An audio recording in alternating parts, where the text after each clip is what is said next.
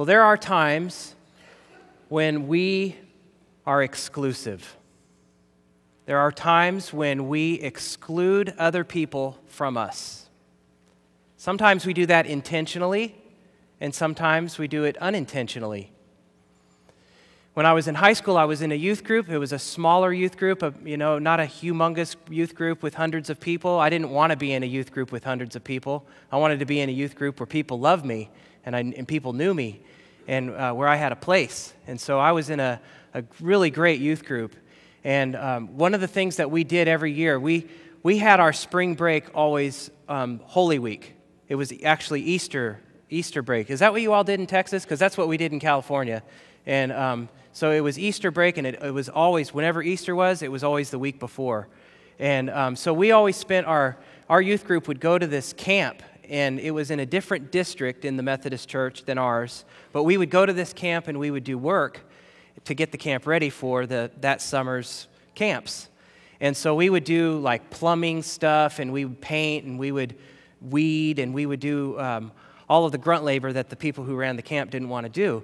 And so it was a great way to have Holy Week, because you would sacrifice and you would serve, and then Resurrection Day was so amazing because of all of that. Well, so I started going when I was in 7th grade, and I went all the way until I was in 12th grade, and it was such a powerful experience. And at the end of that week, the thing that we would always do on Saturday morning before we would drive back home is we would gather together and we would sit in a big circle, and we would go around the circle, and people would share with each other what the week meant to them. And so what would happen is that somebody would say, well, this was the best week of my life, and I met the greatest people, and I'm so sad to have to go back to school. And then the next person would talk, and they would say, well, I met Jesus this week, and they would go on. And then the next person would talk, and they would say something like that. Well, there was this, and it would kind of go around the whole circle, and different people would share powerful things.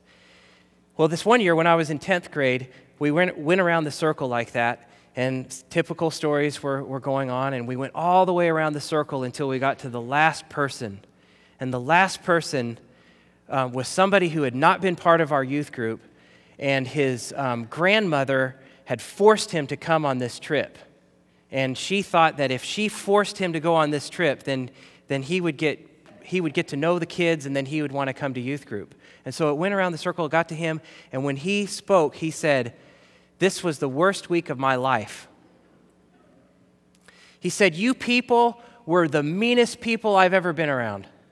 And we could not believe it. Our mouths just dropped. He said, when I would come up to you to have a conversation, you did not talk back to me. When I came up to you to throw a basketball, you wouldn't play with me. He said, when I would come with my food to sit at a table with you, you would say, "Oh, I'm sorry, I'm holding that seat for one of my friends." He said, it was the worst week of my life, and we were totally floored. And we came to the realization that what we had done was we had excluded him. While we were having this really great time with each other, we had actually excluded this guy. There are times when we exclude people, sometimes unintentionally like we did in that experience. But sometimes we exclude people intentionally because we say, well, that guy doesn't look right. And we say, we get away from that guy. Or sometimes we for safety, we think, okay, this person fits the description of somebody that is known to be dangerous. We will stay away from that person. And so we intentionally exclude people. We push people away. Well, the problem with excluding people is that we cut ourselves off from some amazing blessings. Jesus is seen to be with people who would normally have been excluded. And so the Pharisees and the scribes come to him. In the beginning of chapter 15, it says, "Now all the tax collectors and sinners were coming near to listen to him." All the sinners and tax collectors, these are the people whom Jesus included that the rest of society was used to excluding. These were people that Jesus would have been well within his rights to have not included. and yet here he is with them. And so the Pharisees and the scribes come, and they're grumbling, saying, "This fellow welcomes sinners and eats with them." And Jesus, hearing what they're saying, knowing what's on their heart, he tells them 3 stories to respond to their grumbling. He says, let's imagine that there is a shepherd who has 100 sheep, and one of them gets lost and goes away.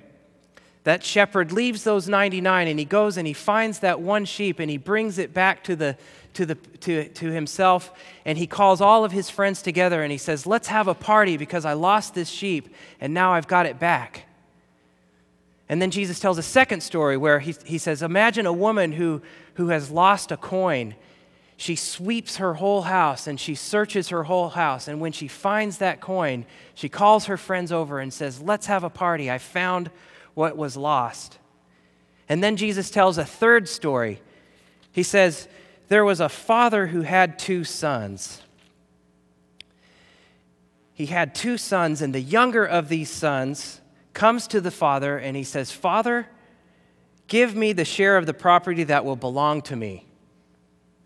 Now, it was not part of the custom of those days to ask for your inheritance before your parent had died, just as it isn't the case today.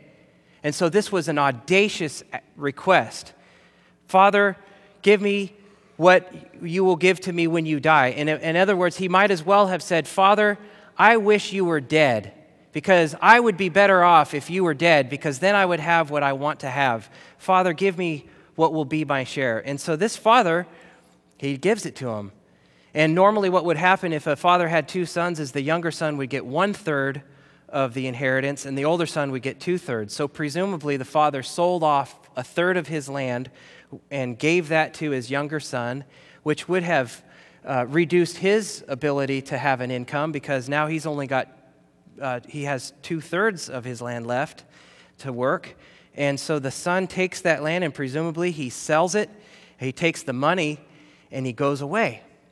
And he goes off to a faraway place, and he takes that money and he wastes it. He spends it, and it's all gone, and he has nothing left. And then he finds himself in such a bad state that he has to hire himself out to herd swine, to herd pigs.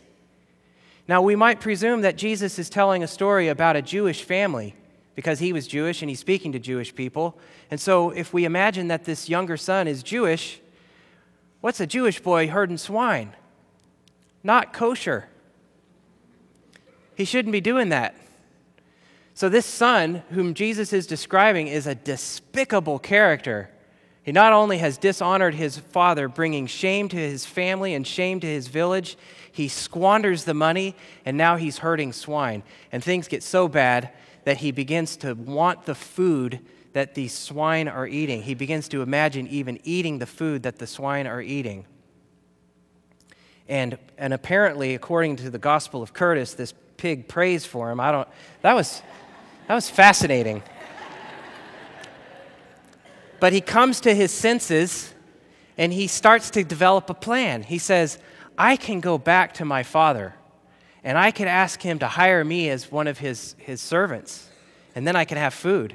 I can have better food than what these pigs are eating. That's a good plan. And he starts to develop this little speech. He starts to rehearse this little speech. He's, Father, I have sinned before heaven and before you, and I would gladly be your servant. And he comes up with that plan, and he goes to his father. Now, apparently, in that time, if a person had brought that kind of shame to his village, this village would have met him with a party. But it wouldn't have been a party that you would have wanted. It would have been a party where people were ready to throw rocks. And so the village, so what we hear is that the father is, he sees his son. He sees his son. And I have to imagine, I'm a father of 2 children, and I have to imagine that if one of my children had done this, had brought shame upon me and my family and done this horrible thing and wasted all of the money that I gave them, I would not stop loving them, because I don't think it's possible to stop loving your children.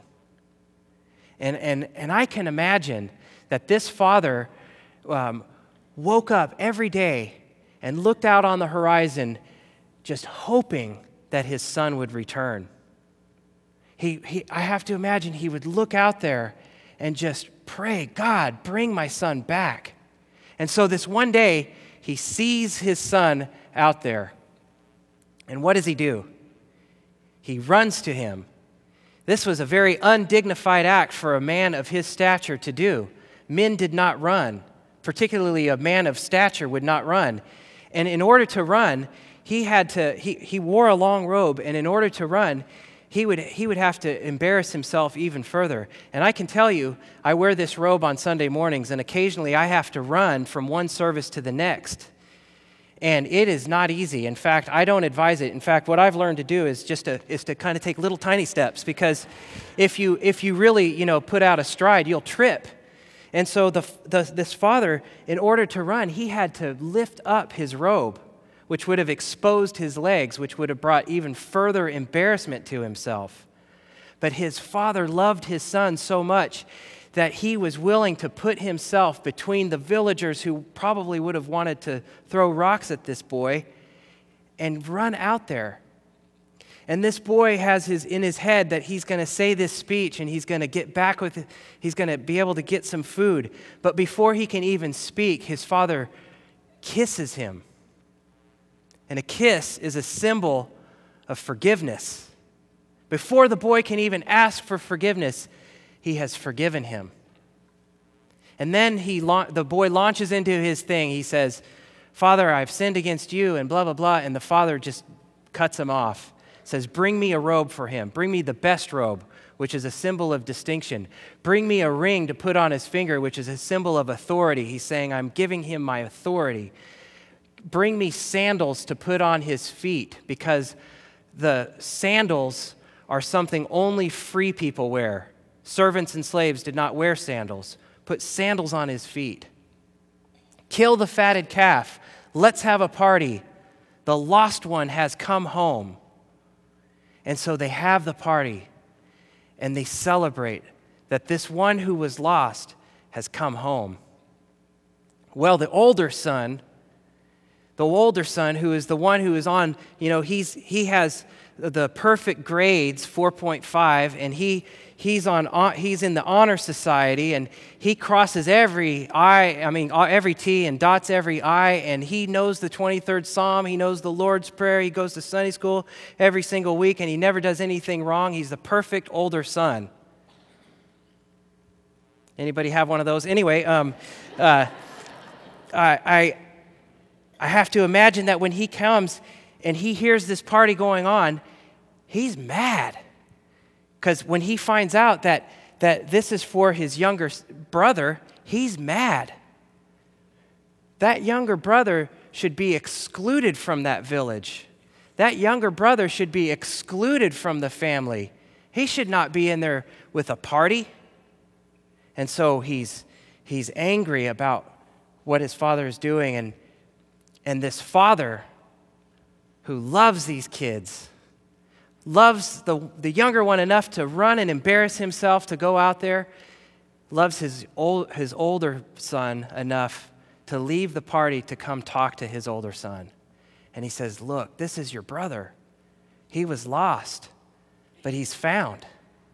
Come, join the party.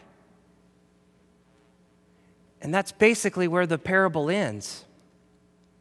So the scene ends, and the older brother is still outside of the party.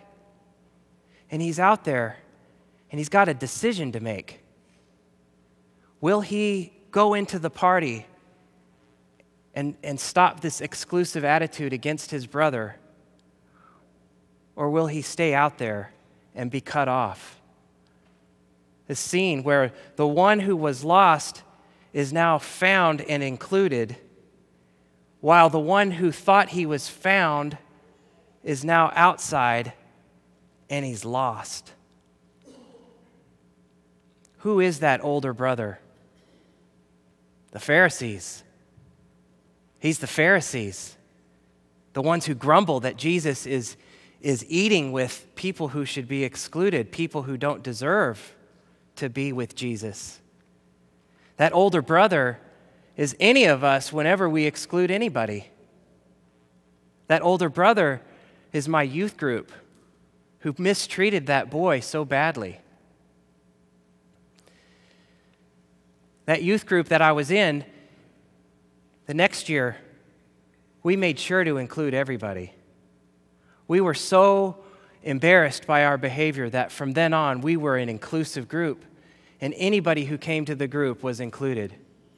And in fact, there was somebody who we normally would have intentionally excluded. He didn't look right, and he came to our youth group, but we made sure that he knew he was welcome. And the wonderful thing about it was we were blessed, because what we discovered was that God loved him and created him in just as wonderful a way as he had created any of us. What we discovered was that he had things to offer to us that were wonderful and that we needed. And so by including him, we were blessed. This church is one of the most wonderful churches that I've been part of. Really, it's the best church I've been part of. There are more loving people in this church than I have found to be in any one place. You all have been the most welcoming, wonderful group of people to me, but I've also heard that from other people, that they come and they visit and they are welcomed and they are loved and they are included. You are a wonderful, loving, inclusive church. But what I know is that there are lost ones on the horizon. There are lost ones running around Pasadena who don't know the love of Jesus. There are lost ones who have not yet experienced the grace of God. And what God wants is for people like us to do like that father did, to look out on the horizon and find those lost ones and bring them home. Imagine what could happen if this church became known as Party Central for the lost ones. Imagine what could happen if this church became known as the church that you can go to no matter who you are. What if this church became known as the church where if you are lost, if you are rejected, if you are so far down that you are thinking about eating pig's food, here's where you can go. Here's where you can find the love of God. Here is where you can find grace. Here is where people will love you and treat you as a brother. Imagine. Amen.